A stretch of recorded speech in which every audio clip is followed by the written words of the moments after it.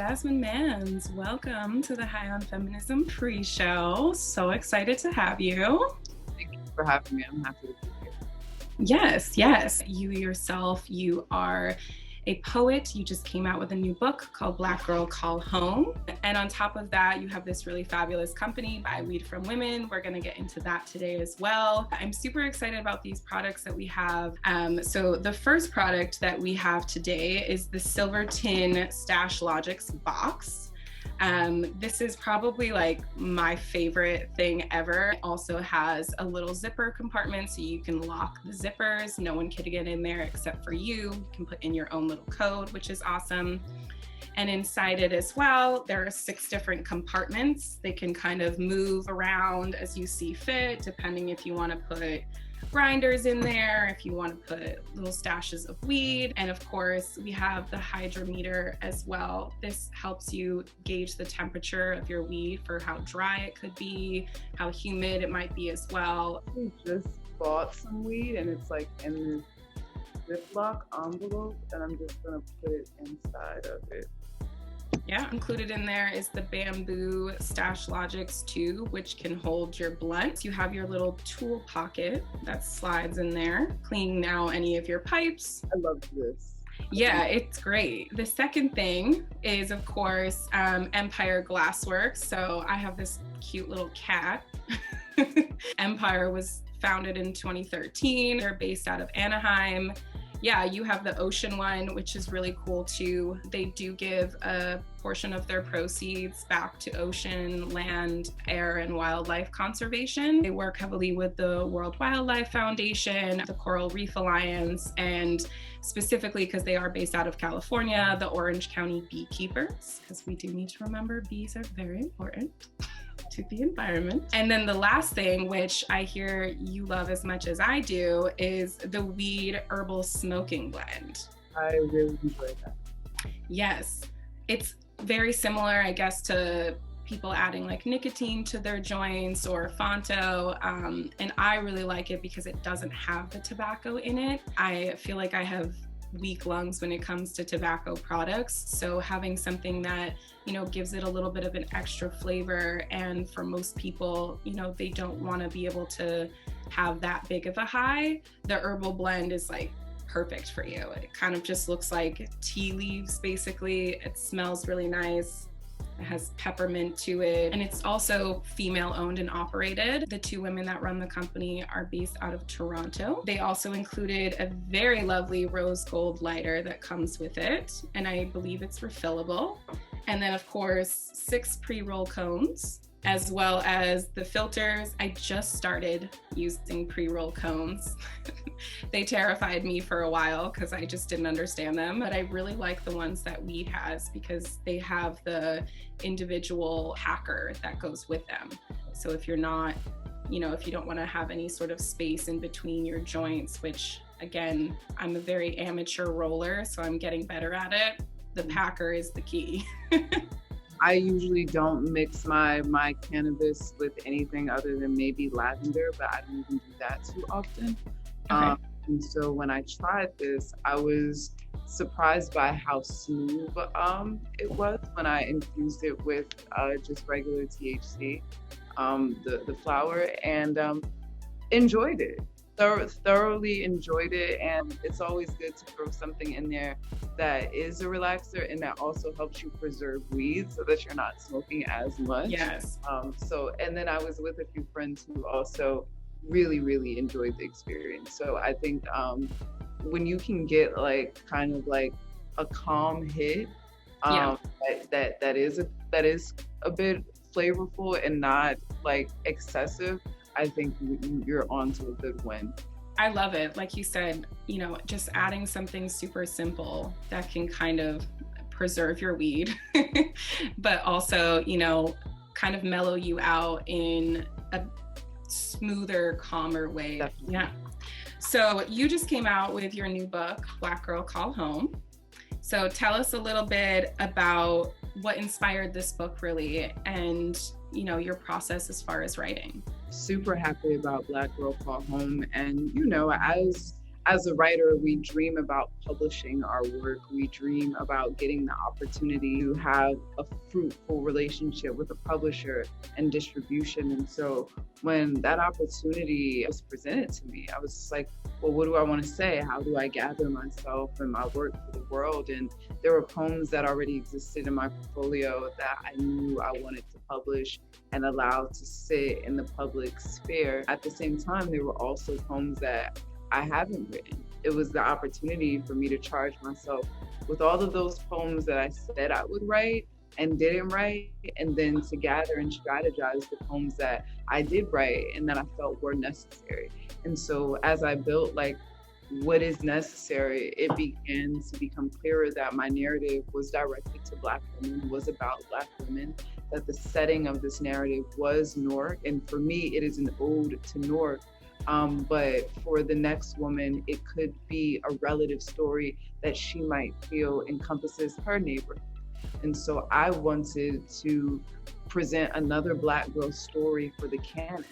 And I just hope that I told my story to the best of my ability, and both with honor and with truth. I was given the opportunity. I sat down for a while thinking about what I wanted to say and deliver, and how I want that thing to feel and look. And I was like, this is Black girl nostalgia. I want girls to feel like there is an encompassing narrative for them. And I worked towards that. And then I discovered way more things on the writing journey that I intended on writing ever about. That's amazing. Yeah, it's a beautiful piece of work. I mean, I especially love the color. It's so funny. I feel like I had all of these pins back in my little girl days, all up in my hair. So it's really beautiful. I do love the story behind it too, because I think that there's so many different cities, not only in the world, but in the US alone.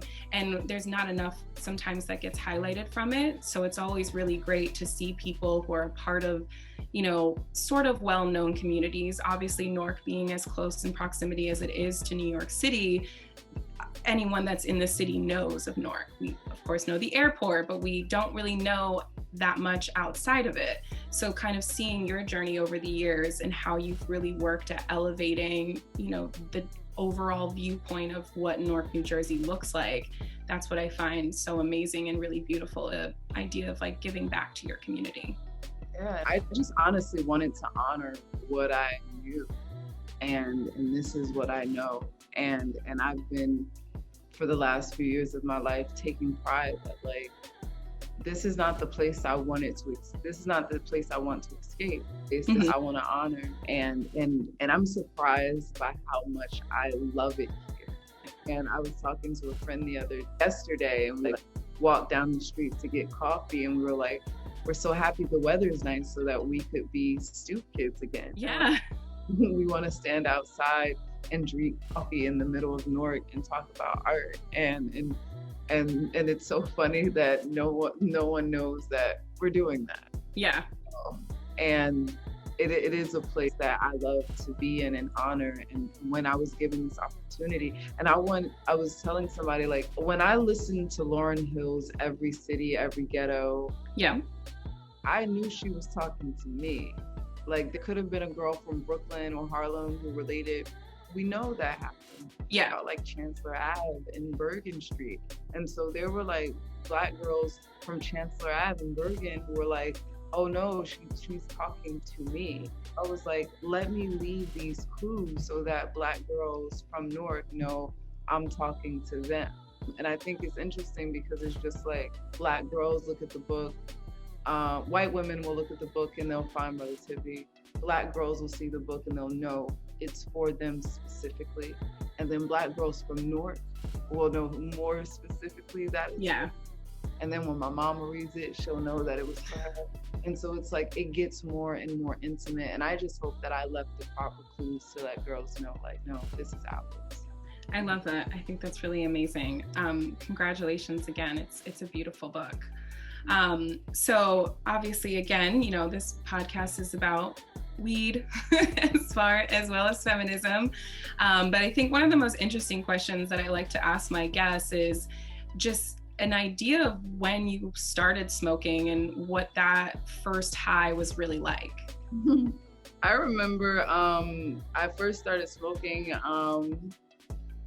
The funny thing is I remember trying to be like the other poets, and they were smoking weed, and I didn't know weed, and I didn't know how to smoke, and I remember taking a puff and choking when I was really young.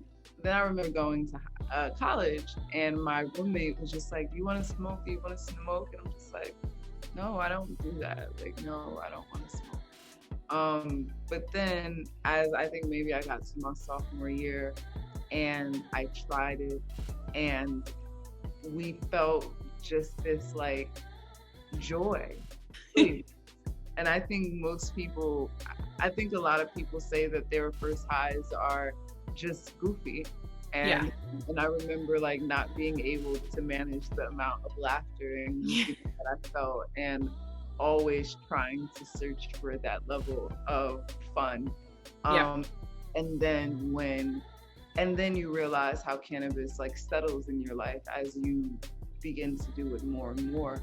And then it became a coping mechanism to deal with performing in poetry and people seeing my truth. And it became a social thing between, as a form of fellowship between myself and artists, myself and friends. And then I guess I've occupied space with it for so long that it became Buy Weed from Women. Yeah. But like my first experience was just being a college kid, and like probably like seeing one of my roommates doing it, trying it, and thinking like the laughter, and I honor that, because I was like, that's something that I think so many people chase and try to remember, that like very simple moment where everything was just at peace and I guess inconsequential. Yeah, I find that is definitely a recurring theme for everyone. It's like we've all tried it, and for one reason or another, didn't stay with it. And then later on in life, when we almost feel more equipped to be able to handle some of the side effects that happen, then that's when, we do start to adapt it into our everyday lives. I know exactly what you're talking about the giggles. I remember the first time I got high and I had the giggles really bad and for a while too, and I probably wasn't until maybe 5 or 6 years ago that I was able to smoke weed and not always have that sort of out of body giggle spree that happened with it, but more so, like you said, a calming sense to it, to help me fuel my creativity when I'm trying to do work, or, being able to sit with friends late at night and just talk and laugh and share a joint. Like, that's always the best part about it as well. So I think everyone has a lot of the similar experiences, which is good, because I'm like, whew, I'm not behind. Everyone has similar ones, so that's always great. But I'm super excited to, talk with you on the episode. We have so much to cover. I've been waiting for this for a really long time. When we talked last time, like I said, I found out about you from Sherelle Jeffrey. She's a really good friend of mine. And she's a really good friend of mine. Great one. I love her. Yes, she's awesome. We try to FaceTime at least once a week and just catch up with each other. So I'm excited. Again, thank you so much for coming on. We'll get into more of it in the episode. But I'm super happy you like all the products as well. Keep using the weed, keep using your pipe, and obviously travel with the Stashlogix bag. All right. Talk to you soon.